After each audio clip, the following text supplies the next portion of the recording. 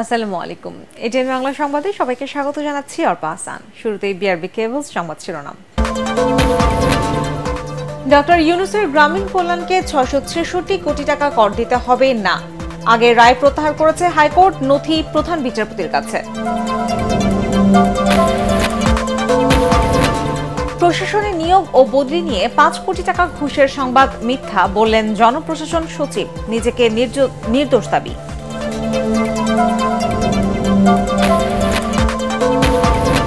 শ্রমিকদের যৌক্তিক দাবি আড়ালে রেখে গার্মেন্টস শিল্পে অসন্তোষ দূর করা সম্ভব নয় বলছেন বিশেষজ্ঞরা।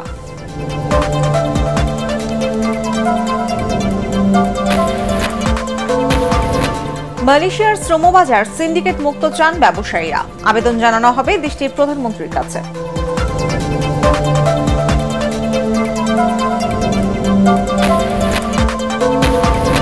এবং বৈরী আবহাওয়ায় উপকূলে নৌযান চলাচল বন্ধ, সমুদ্র বন্দরে ৩ নম্বর সতর্ক সংকেত।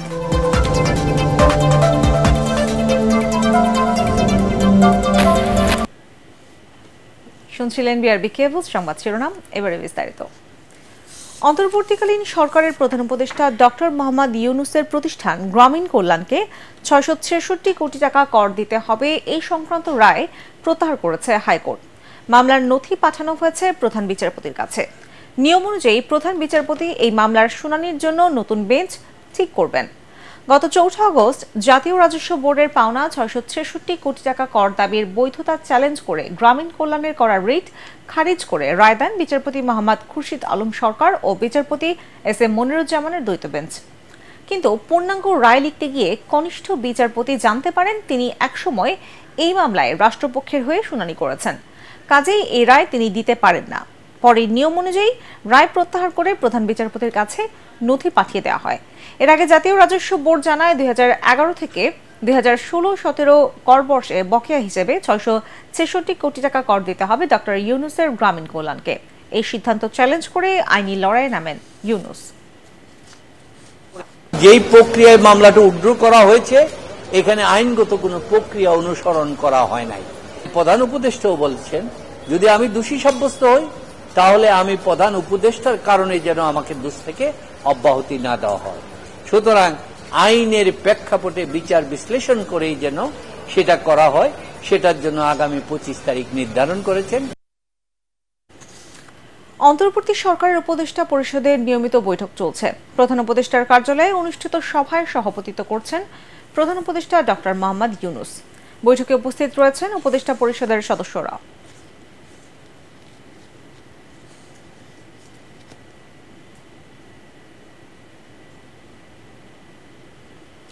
নিয়োগ ও বদলি নিয়ে বাণিজ্যের সাথে নিজেকে জড়িয়ে পত্রিকায় প্রকাশিত সংবাদ মিথ্যা বলে দাবি করেছেন জনপ্রশাসন সচিব মোখলেছুর রহমান।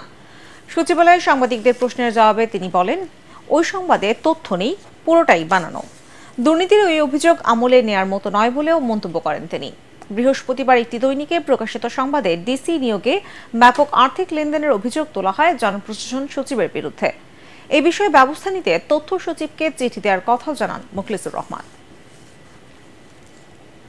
অভিযোগটা যিনি করেছেন এই অভিযোগকারী আমার কাছে কোনো বিবেচনায় নাই এবং অভিযোগকারী আমি মূল্যহীন মনে করি। It's a fake news. আমরা তথ্য সচিবকে চিঠি লিখেছি এবং সেখানে এই পত্রিকাটার নাম আছে এবং ব্যবস্থা নেওয়ার জন্য সরাসরি সরকারি চিঠি দেওয়া হয়েছে। তার বিরুদ্ধে আইনানুগ ব্যবস্থা নেওয়ার জন্য স্বরাষ্ট্র সচিবকে লেখা হয়েছে, যাতে তারা মেবি ১-২ দিনের মধ্যে যখন আমরা নিউজ করতে পারবে হি উইল বি অ্যারেস্টেড। যে ব্যাংকারের অনভিজ্ঞতা অথবা ভুলের কারণে ব্যাংক অ্যাকাউন্টটা খোলা হয়েছিল, বাংলাদেশ ব্যাংকের গভর্নরকে চিঠি দেওয়া হয়েছে। এই ব্যাপারে শুধু ওনার ব্যবস্থাই হবে না, অন্যান্য ব্যাংকও যাতে এরকম আর কোনো সমস্যা না হয় সেই পদক্ষেপ নেওয়া হচ্ছে। প্রশাসনের ঘাপটি মেরে থাকা শেখ হাসিনা সরকারের দোসরদের দ্রুত অপসারণ করতে না পারলে তারা অন্তর্ভুক্তির সরকারকে বিপদে ফেলবে বলে দাবি করেছেন বিএনপি চেয়ারপারসনের উপদেষ্টা জয়নুল আবেদিন ফারুক। বিতর্কিত আমলাদের অপসারণের দাবিতে জাতীয় প্রেস ক্লাবের সামনে অবস্থান কর্মসূচিতে তিনি এই দাবি জানান। পতিত স্বৈরাচারের দোসররা অন্তর্বর্তী সরকার ও দেশকে অস্থিতিশীল করার ষড়যন্ত্র করছে অভিযোগ করে তিনি বলেন, আওয়ামী জঞ্জাল পরিষ্কার করতে না পারলে তারা সুষ্ঠু নির্বাচন করতে পারবে না। শেখ হাসিনা ও তার দোসররা যেন আর বাংলাদেশের রাজনীতিকে কলুষিত করতে না পারে, সেজন্য তাদের দৃষ্টান্তমূলক শাস্তি নিশ্চিতের দাবি জানান তিনি।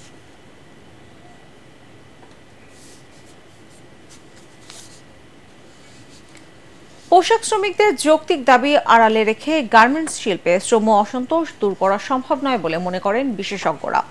তাদের মতে সরকারের সাথে ত্রিপক্ষীয় সিদ্ধান্তের পরও কারখানা পর্যায়ে তা বাস্তবায়ন না হওয়ায় এখনো শিল্পাঞ্চলে অস্থিরতা দূর হচ্ছে না। যদিও শ্রম মন্ত্রণালয় বলছে শ্রম সংকট নিরসনে সর্বোচ্চ আন্তরিকতা দিয়ে কাজ করছে সরকার। শরফুল আলমের রিপোর্টে বিস্তারিত। ক্ষতিপূরণের দাবিতে বৃহস্পতিবারও আন্দোলন করেন পোশাক শ্রমিকরা। সাভারের নবীনগর চন্দ্রা মহাসড়ক অবরোধ করে বিক্ষোভ করে তারা। এতে ওই সড়কে ফের যানজট তৈরি হয়, ভোগান্তি বাড়ে যাত্রীদের। যদিও প্রশাসনের আশ্বাসে অবরোধ প্রত্যাহার করে নেন শ্রমিকরা। শিল্পাঞ্চলে কারখানাগুলোতে নিরাপত্তার স্বার্থে আইনশৃঙ্খলা বাহিনীর অতিরিক্ত সদস্য নিয়োজিত রয়েছে। এরপরেও আশুলিয়া এলাকায় 15টি কারখানায় ছুটি ঘোষণা করেছে মালিকপক্ষ। পোশাক শ্রমিকদের আন্দোলন হয়েছে গাজীপুরেও। প্রায় 2 মাস ধরেই এমন শ্রম অসন্তোষের মধ্য দিয়ে যাচ্ছে দেশের প্রধান রপ্তানি শিল্প। যে পরিমাণে তাদের মজুরি পাওয়ার কথা, গ্রেড অনুযায়ী তাদের যে রিভিশনগুলো হওয়ার কথা, সম্ভবত সেটি এখনও 100% ফ্যাক্টরিতে, বিশেষ করে আসলে গাজীপুর এলাকাতে ফ্যাক্টরিগুলোতে এখনও পূর্ণভাবে বাস্তবায়ন হয়নি। সরকারের যৌথ সিদ্ধান্তের পরেও কারখানা পর্যায়ে এটি এখনো বাস্তবায়নের অঙ্গীকার এবং বাস্তবায়ন আসলে ঠিকমতো হচ্ছে না। ছোট ছোট কারখানাগুলোতে বাস্তবায়ন না হওয়ার কারণে পাশের বড় কারখানা যেখানে হয়েছে অলরেডি, তারাও হয়তো এর কারণে অ্যাফেক্টেড হচ্ছে। শ্রমিকদের যৌক্তিক দাবি অনিষ্পন্ন রেখে আপনি কোনোভাবেই কারখানার এই অসন্তোষ পূর্ণভাবে আসলে সমাধান সম্ভব না। স্বাক্ষর হয়েছে, এখন এটার পূর্ণ বাস্তবায়ন দরকার। 26 সেপ্টেম্বর অগ্রাধিকার দিয়ে শ্রমিকদের 18 দফা দাবি মেনে নেওয়ার ঘোষণা আসে ত্রিপক্ষীয় বৈঠকে।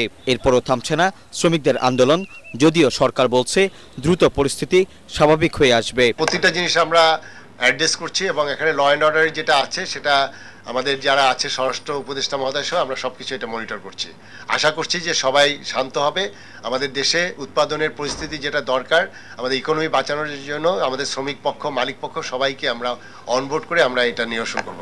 পোশাক শিল্পের সাথে 40 লাখ মানুষের কর্মসংস্থান সচল রাখতে সব পক্ষের সহযোগিতা প্রয়োজন বলে মনে করেন বিশ্লেষকরা। শ্রম সংকট নিরসনে সব ধরনের উদ্যোগ নেওয়া হচ্ছে বলেও জানান তারা। শরফুল আলম, এটিএন বাংলা, ঢাকা। সুপার শপে পলিথিন নিষিদ্ধ করা সম্ভব হলেও সর্বত্র এর ব্যবহার বন্ধ করা কঠিন হবে বলে মনে করেন ক্রেতা বিক্রেতারা। বলেন, পাট কিংবা কাপড়ের ব্যাগে সব ধরনের পণ্য পরিবহন সম্ভব নয়। কারো কারো মতে পলিথিন উৎপাদনকারী কারখানা বন্ধের পাশাপাশি তদারকি সংস্থার স্বচ্ছতার উপর নির্ভর করছে সরকারি সিদ্ধান্তের সফলতা ব্যর্থতা। মিজান শাহজাহানের রিপোর্টে বিস্তারিত। আগুনের বাজার করার সময় পরিবেশ বান্ধব ব্যাগ নিয়ে আসুন অথবা 1 অক্টোবর থেকে সুপার শপে নিষিদ্ধ করা হয়েছে পলিথিনের ব্যবহার। সরকারি নির্দেশনা অনুযায়ী তারা পলিথিনের বিকল্প হিসাবে পাট ও কাপড়ের ব্যাগ সরবরাহ করছে। পলিথিনের মতো বিনামূল্যে নয়, এসব ব্যাগের জন্য গ্রাহককে গুনতে হচ্ছে 15 থেকে 30 টাকা পর্যন্ত। মোবাইল ফোনে খুদে বার্তা পাঠিয়ে পলিথিনের বিকল্প ব্যাগ নিয়ে যাওয়ার জন্য বলা হচ্ছে এসব বিক্রয় কেন্দ্র থেকে। পলিথিন ব্যাগ আপাতত পুরোপুরি বন্ধ। আমরা একদম চট ব্যাগ এবং হলো গিয়ে কাপড়ের ব্যাগ আমরা এখন কাস্টমারদেরকে প্রোভাইড করতেছি। ক্রেতারা বলেন, তদারকি সংস্থা আন্তরিক হলে পলিথিনের ব্যবহার বন্ধ করা সম্ভব। 10 থেকে 15 টাকা খরচের একটা ব্যাগ দিয়ে অন্তত পক্ষে 15 থেকে 20 কেজি বাজার অনায়াসে বহন করা যাবে। আগামী 1 নভেম্বর থেকে সর্বত্র এর ব্যবহার নিষিদ্ধের পাশাপাশি উৎপাদনকারী কারখানা বন্ধে অভিযানে নামবে মন্ত্রণালয়। সুপার শপে পলিব্যাগ নিষিদ্ধের বিষয়টিকে স্বাগত জানিয়েছেন ক্রেতারা। তারা বলছেন, যখন 10 টাকার চা পার্সেল করতে পলিব্যাগের ব্যবহার হয়, তখন কিভাবে সর্বক্ষেত্রে এই পলিথিনের ব্যবহার বন্ধ হবে সেটি দেখার বিষয়। ওষুধের দোকান থেকে শুরু করে খাবার হোটেল, মুদির দোকান, এমনকি মাংসের দোকানেও ব্যবহার করা হচ্ছে পলিথিন। আমাদের যেমন পলিথিনের মধ্যে ডাল দিতে হয়, ভাজি দিতে হয়, হালুয়া দিতে হয়, সবজি দিতে হয়, পাতলা ডাল দিতে হয়, এটা আমরা পলিথিনে দেই। তো এটার জন্য একটা বিকল্প বুদ্ধি সরকারের করা উচিত। এর আগে বিএনপি জামায়াত জোট সরকার পরিবেশের জন্য ক্ষতিকর পলিথিন বন্ধের উদ্যোগ নিয়েছিল। সেই সময় বন্ধ হয়েছিল রঙিন পলিথিন, কিন্তু বিরতি দিয়ে আবার বাজারে ছড়িয়ে পড়ে সাদা পলিথিন। মিজান শাহজাহান, এটিএন বাংলা, ঢাকা। মাড্ডা থানার আরেকটি হত্যা মামলায় গ্রেফতার দেখানো হয়েছে সাবেক আইনমন্ত্রী আনিসুল হককে। সকালে তাকে ঢাকার মুখ্য মহানগর হাকিম আদালতে হাজির করা হয়। এ সময় বৈষম্য বিরোধী ছাত্র আন্দোলন চলাকালে আলামিন হোসেন নামে এক যুবককে হত্যা মামলায় গ্রেফতার দেখানোর আবেদন করেন তদন্ত কর্মকর্তা। বিচারক আবেদন মঞ্জুর করে আনিসুল হককে কারাগারে পাঠানোর আদেশ দেন। আলামিন হোসেন নামে একজন আন্দোলনকারী পুলিশের গুলিতে নিহত হয়। এই মামলায় সে এজাহারভুক্ত আসামি আনিসুল হক, তাকে আজকে আদালতে নিয়ে আসা হয়। তদন্তকারী কর্মকর্তা আদালতকে বলেন যে যেহেতু নামে আসামি এবং এই হত্যার সঙ্গে যে জড়িত প্রাথমিক তদন্তে প্রমাণিত হয়, তাকে এই মামলায় সনির্দেশ দেখানো হোক। তাকে অন্য একটি মামলা থেকে রিমান্ডের পরে আজকে এই মামলা নিয়ে আসা হয় এবং এই মামলা তাকে তদন্তকারী কর্মকর্তা সনির্দেশ প্রার্থনা করলে বিজ্ঞ আদালত মামলার গুণাগুণ উপরে ভিত্তি করে তাকে এই মামলায় গ্রেপ্তার দেখান এবং তার পক্ষে কোনো আইনজীবী আজকে কোনো জামিনে প্রার্থনা করে নাই।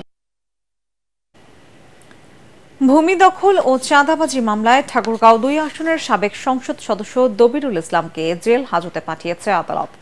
এর আগে গত রাত 2:30টায় ঠাকুরগাঁও 2 আসনের 7 বারের সাবেক সংসদ সদস্য দবিরুল ইসলামকে গ্রেফতার করা হয়। জেলার সদর উপজেলার রুহিয়ার এক বাসা থেকে তাকে গ্রেফতার করা হয়।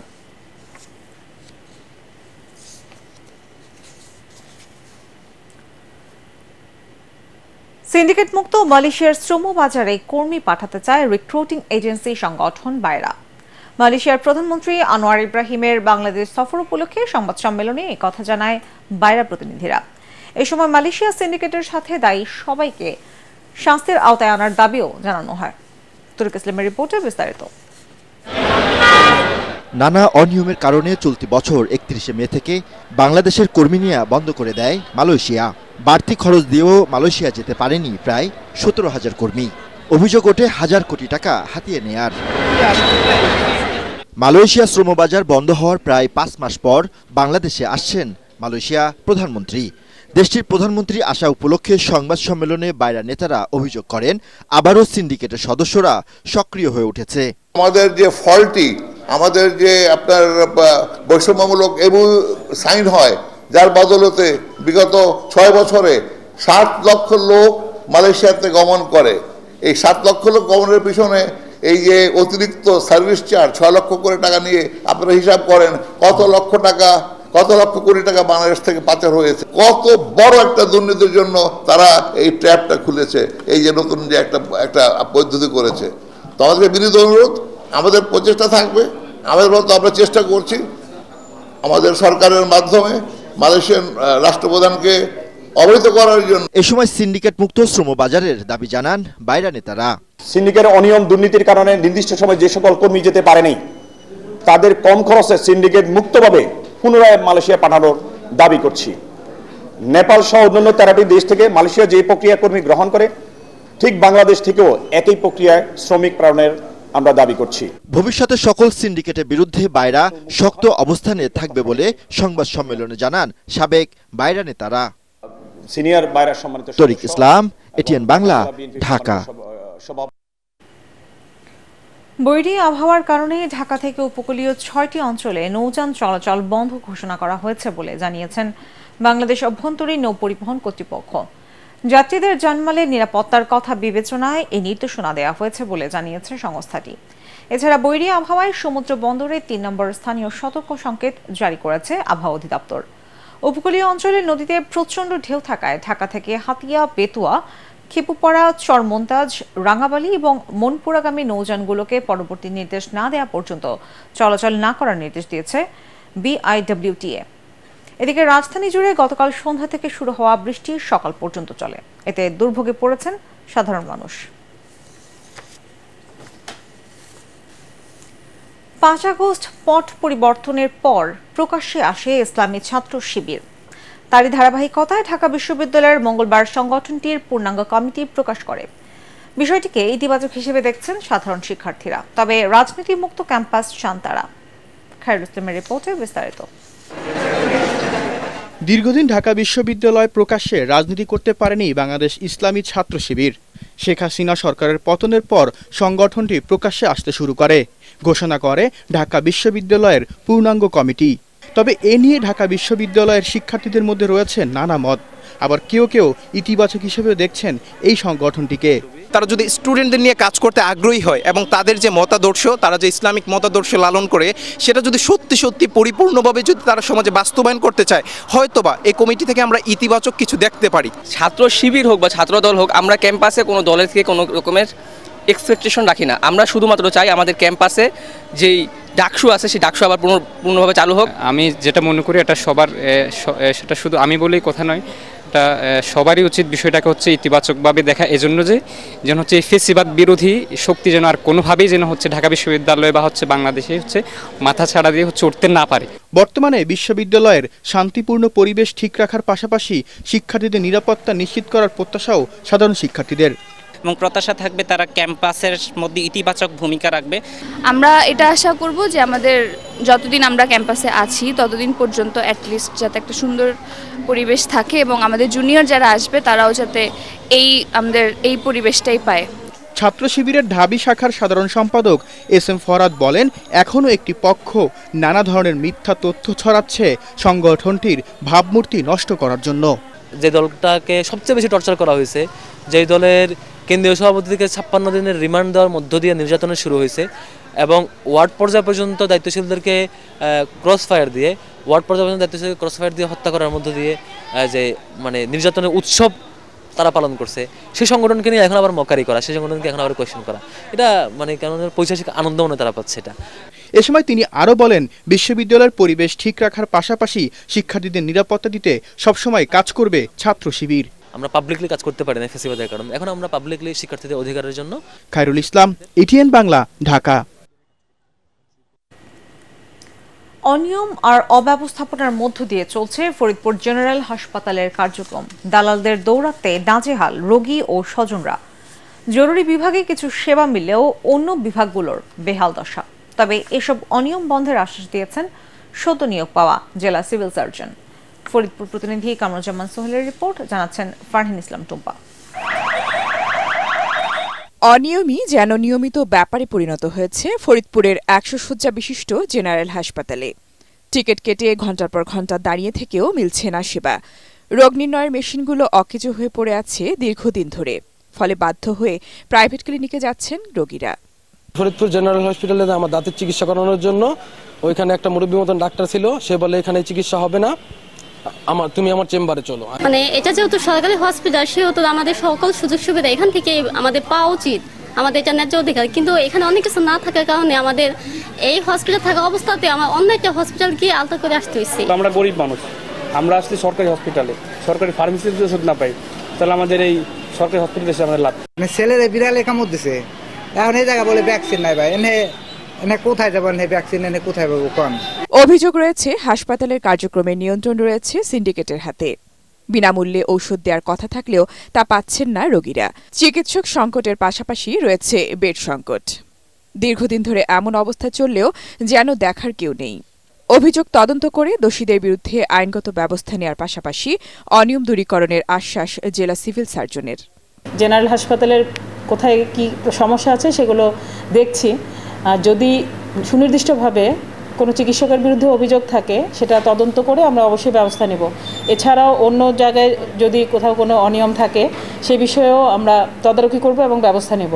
সকল অব্যবস্থাপনা দূর করে হাসপাতালের চিকিৎসা সেবা জনগণের দোরগোড়ায় পৌঁছাবে, এমনটাই প্রত্যাশা স্থানীয়দের।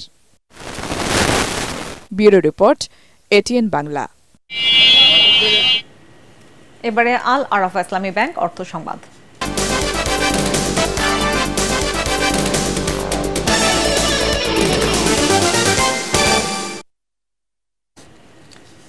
বিদেশি নকল ও ভেজাল পণ্য ব্যবহার করে ক্যান্সার সহ নানা জটিল রোগে আক্রান্ত হচ্ছে সাধারণ মানুষ।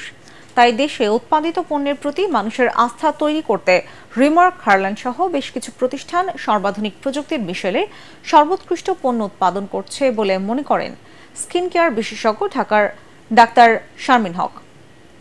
রাজধানীর কারণ বাজারে জাতীয় ভোক্তা অধিকার সংরক্ষণ অধিদপ্তর ও association of skin care and beauty products manufacturers and exporters of বাংলাদেশের যৌথ উদ্যোগে মেড ইন বাংলাদেশ ট্যাগযুক্ত পণ্যের মান বিষয়ক সেমিনারে তিনি এসব কথা বলেন। এ সময় জাতীয় ভোক্তা অধিকার সংরক্ষণ অধিদপ্তরের মহাপরিচালক কাজী মোহাম্মদ মজিমুল হক বলেন, বাজারে নিম্নমানের কসমেটিক্স ও নকল পণ্য ব্যবহার করে অনেকেই মারাত্মক স্বাস্থ্য ঝুঁকির শিকার হয়েছে। তাই দেশে বিশ্বমানের কসমেটিক্স ও হোম কেয়ার পণ্য উৎপাদন বাড়ানোর পরামর্শ দেন তিনি। সেমিনারে বিশিষ্ট অর্থনীতিবিদ অধ্যাপক ডক্টর মোহাম্মদ মাহবুব আলী, এফবিসিসিআই এর পরিচালক ইসহাকুল হোসেন সুইট অন্যান্যের মধ্যে উপস্থিত ছিলেন। মঙ্গলবার খাগড়াছড়িতে শিক্ষককে পিটিয়ে হত্যার ঘটনায় বিচ্ছিন্ন কয়েকটি ঘটনার পর পরিস্থিতি অনেকটাই স্বাভাবিক রয়েছে। মানুষ তাদের স্বাভাবিক কাজকর্মে বের হয়েছেন। দূরপাল্লার যানবাহন ছেড়ে যাচ্ছে। গতকাল বন্ধ থাকলেও আজ খাগড়াছড়ি, পানছড়ি ও দীঘিনালা সড়কে গাড়ি চলাচল করছে। খাগড়াছড়িতে আজ সাপ্তাহিক হাট পার হলেও পাহাড়ি ক্রেতা বিক্রেতাদের উপস্থিতি তুলনামূলক কম। যেসব পাহাড়িরা বেচা কেনার জন্য আসতেন তাদের অনেকেই শহরতলির ধর্মঘর ও স্বনির্ভর এলাকায় তাদের পশুরা নিয়ে বসেছেন। এদিকে পিটুনিতে নিহত খাগড়াছড়ি টেকনিক্যাল স্কুল অ্যান্ড কলেজের শিক্ষক আবুল হাসনাত মোহাম্মদ সোহেল রানার লাশ স্বজনদের কাছে হস্তান্তর করা হয়েছে।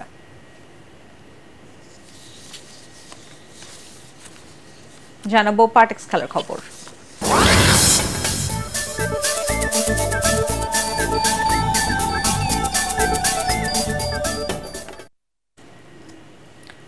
লিওনেল মেসির জোড়া গোলে কলম্বাস ক্রুকে ৩-২ ব্যবধানে হারিয়ে সাপোর্টার্স শিল্ড শিরোপা জিতল ইন্টার মায়ামি।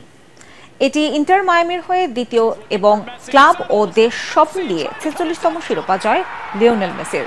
আক্রমণ পাল্টা আক্রমণের ম্যাচে প্রথমার্ধ শেষের ৫ মিনিটের মধ্যে ২ গোল করে দলকে শিরোপা জয়ের পথে নিয়ে যান লিওনেল মেসি। এক পেশে এই ম্যাচে হাল ছাড়েনি কলম্বাস। তারাও ২টি গোল শোধ করে লড়াইটা জমিয়ে তোলে, কিন্তু শেষ রক্ষা হয়নি। লুইস সুয়ারেজের গোলে ৩-২ জয় পায় ইন্টার মায়ামি। ৩২ ম্যাচে ৬৮ পয়েন্ট নিয়ে সাপোর্টার্স শিল্ড নিশ্চিত করল টাটা মার্টিনোর দল।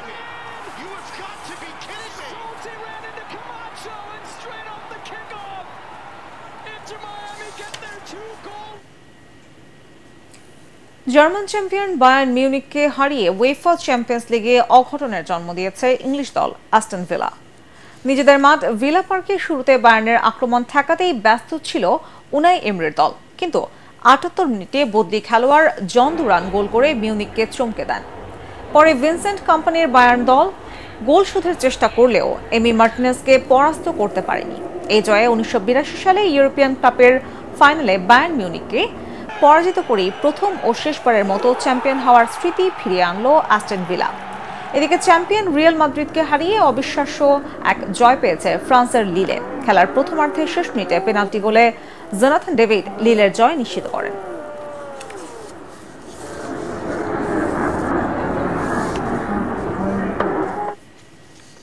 শেষ করার আগে বিআরবি কেবল সংবাদ শিরোনাম জানাবো আরেকবার। ডক্টর ইউনূসের গ্রামীণ কল্যাণকে ৬৬৬ কোটি টাকা কর দিতে হবে না, আগের রায় প্রত্যাহার করেছে হাইকোর্ট। নথি প্রধান বিচারপতির কাছে।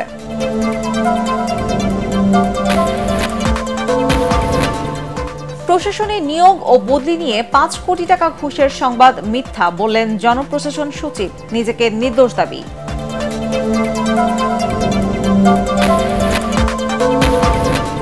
শ্রমিকদের যৌক্তিক দাবি আড়ালে রেখে গার্মেন্টস শিল্পে অসন্তোষ দূর করা সম্ভব নয় বলছেন বিশেষজ্ঞরা।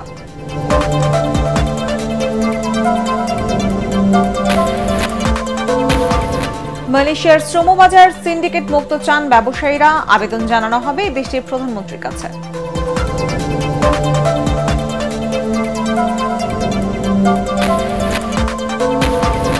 এবং বৈরী আবহাওয়ায় উপকূলে নৌযান চলাচল বন্ধ, সমুদ্র বন্দরে ৩ নম্বর সতর্ক সংকেত।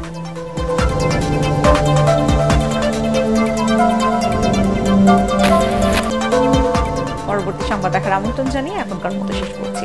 এটিএন বাংলার সংবাদ ইউটিউবে দেখতে ব্রাউজ করুন youtube/ATN Bangla News। ধন্যবাদ সবাইকে।